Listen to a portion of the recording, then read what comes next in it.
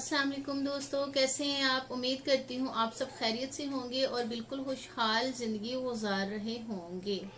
जी तो दोस्तों, आज का जो हमारा टॉपिक है वो है जी बीवी को कैसा होना चाहिए। एक अच्छी बीवी जो है उसको घर में किस तरह से रहना चाहिए और क्या एथिक्स, क्या एटीट्यूड्स होने चाहिए। हमारे माशरे में हर काम के लिए तरबियती अदारे होते हैं, इंस्टीट्यूट्स होते हैं, उसके अलावा सिखाने वाले होते हैं हर किसी काम के लिए। लेकिन ये रिश्ता, ये रिलेशन एक ऐसा रिलेशन होता है कि जिसमें ना तो कि हम अपने बच्चों को इस बात की तरबियत कर पाते हैं और ना करते हैं कि इन लॉज फैमिलीज के साथ कैसे रहना है, या हस्बैंड को वाइफ के साथ किस तरह का रवैया रखना चाहिए, इखलाक रखना चाहिए, या जो मिसेज हैं उसको अपने हस्बैंड के साथ किस तरह का इखलाक रखना चाहिए, किस तरह का रवैया रखना चाहिए। ठीक है, माशरे में बेहतरी लाने के लिए इन चीज़ों की बहुत ज़्यादा ज़रूरत है। अगर हम इन चीज़ों के लिए केयर कर लें तो मेरा ख्याल है कि हम इस माशरे में बहुत सी जो डिवोर्स होती हैं बच्चियों को या बच्चे जो होते हैं उनकी आपस में जो रिलेशन वाइंड अप हो जाता है वो नहीं होगा, उनकी ज़िंदगी का जो फुल स्टॉप लग जाता है वो नहीं लगेगा। हमें अपने बच्चों को तरबियत करने की ज़रूरत है। ठीक है, हमें उन्हें तरबियत करनी चाहिए। ख़ास तौर पे इस रिलेशन के मतलब हमें अपने बच्चों को ज़रूर बताना चाहिए कि ये रिलेशन इस तरह से आपने चलाना है और लेके साथ साथ चलना है। ठीक है, चलते हैं अपने टॉपिक की तरफ। शादी के बाद की जो जिंदगी होती है वो एक नया दौर होता है। उसमें जाके इंसान ने हर चीज, जो एक लड़की होती है उसने हर चीज जो होती है नए तरीके से लेके चलनी होती है, क्योंकि हर फैमिली का जो माहौल होता है, जो तरीकेकार होता है वो बिल्कुल अलग से होता है। कहते चलो कि यहाँ पे जो हमारी बड़ी मदर्स हैं या जो इन लॉज फैमिलीज में जो सास होती है, या लगा ले कि मैं अब दूसरों की बात नहीं करती, कि जो हमारी फैमिलियों में जो बड़ी बूढ़ी औरतें हैं, जो सास होती हैं, उन्हें भी जो नई आने वाली बच्चियां होती हैं उन्हें थोड़ा टाइम देना चाहिए कि वो अपने इस घर के माहौल को समझें और इसको साथ लेके चलें। किसी भी जगह पे रहने के लिए वहाँ का माहौल समझना बहुत ज़रूरी होता है। हर बंदे की नेचर अलग तरह की होती है। जो देवर होते हैं उनकी नेचर, जेठ की या फिर उसके बाद बाकी भी जो रिलेशंस होते हैं सबका अलग अलग एटीट्यूड होता है, अलग अलग तरीकेकार होते हैं। तो इसलिए जो नई आने वाली दुल्हन होती है उसको थोड़ा टाइम देना चाहिए कि वो माहौल को समझ सके। ठीक है, बीवी जो होती है और जो हामंद होता है, इन दोनों का किरदार जो होता है इस जिंदगी में बहुत अहम होता है। चुनाचा इन दोनों को एक दूसरे का खैर ख्वाह और गमगुसार होना चाहिए और एक दूसरे के मिजाज को समझने वाला होना चाहिए। हस्बैंड अपनी मिसेज की मिजाज को अच्छे तरीके से समझे और मिसेज जो है वो अपने हस्बैंड के मिजाज को समझे। ठीक है, इन दोनों में से किसी एक की भी जो लापरवाही होती है इस रिश्ते में दरार डाल सकती है या रिश्ते को नाजुक हालात तक लेके जा सकती है। नंबर एक, शोहर जो होता है वो हाकिम होता है और जो एक बीवी होती है वो महकूम होती है। अगर कोई औरत इसके उलट सोचे भी तो ये गलत बात है, उसे इसके उलट सोचना भी नहीं चाहिए।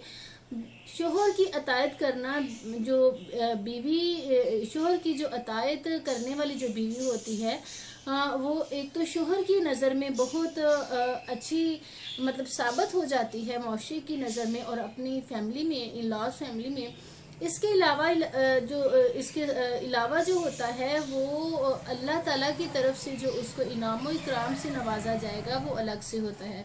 चुनांचे फरमाने मुस्तफ़ा सल्लल्लाहु अलैहि वसल्लम है कि औरत जब पांचों नमाजें पढ़े, ठीक है, रमज़ान के रोज़े रखे, अपने शोहर की अताअत करे और अपनी शर्मगाहों की हिफाजत करे, तो इसे क़यामत वाले दिन कहा जाएगा कि आप जन्नत के दरवाजे, जिस दरवाजे से चाहती हैं उससे दाखिल हो जाएं। ठीक है, ये हदीस है। हदीस नंबर है जी 1661। आप लोग इसको देख भी सकते हैं कि इस तरह से औरत के लिए हुक्म है कि जो औरत इन चीज़ों पे अमल पैरा होती है उनके लिए ये इनाम इकराम है। नंबर 2, बीवी को चाहिए कि वो शोहर के हकूक़ का ख़ास तौर पर ख्याल रखे और उसमें कभी भी कमी नहीं आने दे। ठीक है, मुअल्लम इंसानियत सल्लल्लाहु अलैहि वसल्लम ने हुक्म फरमाया कि जब शोहर बीवी को अपनी हाजत के लिए बुलाए तो बीवी को फौरन उसकी हाजत पूरी करनी चाहिए, خواہ وہ تنور پہ روٹیاں ہی کیوں نہ لگا رہی ہو. ٹھیک ہے، بیوی کو اپنے خاوند کا حکم اس طرح سے ماننا چاہیے کہ اسے ہر کام سے بڑھ کے اس کے حکم کو جاننا چاہیے. نمبر 3، بیوی کے لیے یہ بھی ضروری ہے کہ شوہر کے احسانات کی ناشکری کبھی نہ کرے. یہ بہت بری عادت ہے، اس کی دینوی زندگی بھی تباہ ہو جائے گی اور اس کی آخرت بھی تباہ ہو جائے گی. فرمان مصطفیٰ صلی اللہ علیہ وآلہ وسلم ہے، جب میں نے دیکھا کہ جہنم میں اکثریت جو تھی وہ عورتوں کی تھی. وجہ پوچھی گئی تو فرمایا کہ وہ شوہر کی ناشکری کرتی ہیں اور اس کے احسان جو ہیں ان کی فراموشی کرتی ہیں.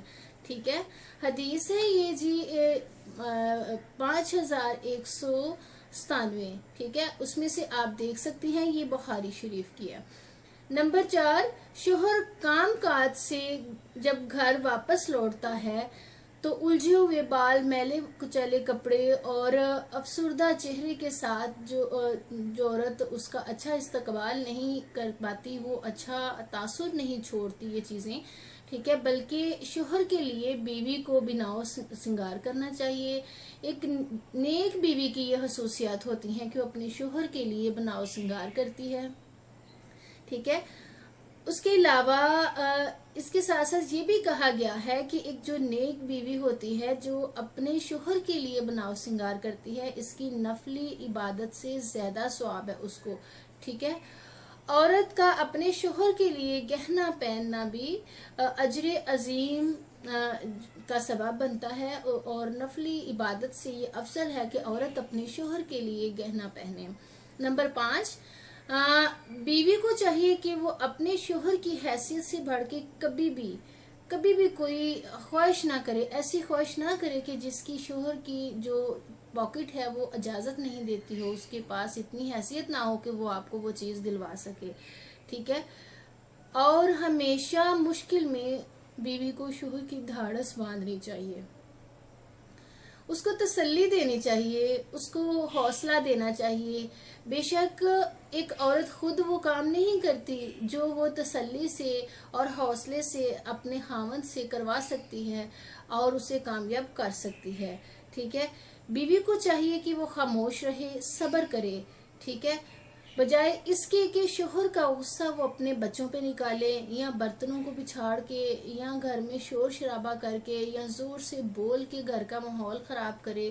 بیوی کو ایسے کام نہیں کرنے چاہیے، بلکہ اگر کبھی شوہر نے غصہ کیا بھی ہے تو اسے صبر کرنا چاہیے اور صبر کے ساتھ کام دینا چاہیے. فرمان مصطفیٰ صلی اللہ علیہ وآلہ وسلم ہے، جو عورت اس حال میں مرے کہ اس کا شوہر اس سے خوش ہو تو وہ جنتی ہے. ٹھیک ہے، اس کو اجر عظیم سے نوازا جائے گا اور اللہ تعالیٰ کے نزدیک جو ہے نا اس کے لیے بہت انعام و اکرام ہے. نمبر 6، شوہر ناراض ہو جائے، اگر بیوی سے شوہر ناراض ہو جائے تو اس پاک حدیث کو اپنے لیے مشل راہ بنانا چاہیے جس میں یہ جنتی عورتوں کے متعلق بیان کیا گیا ہے کہ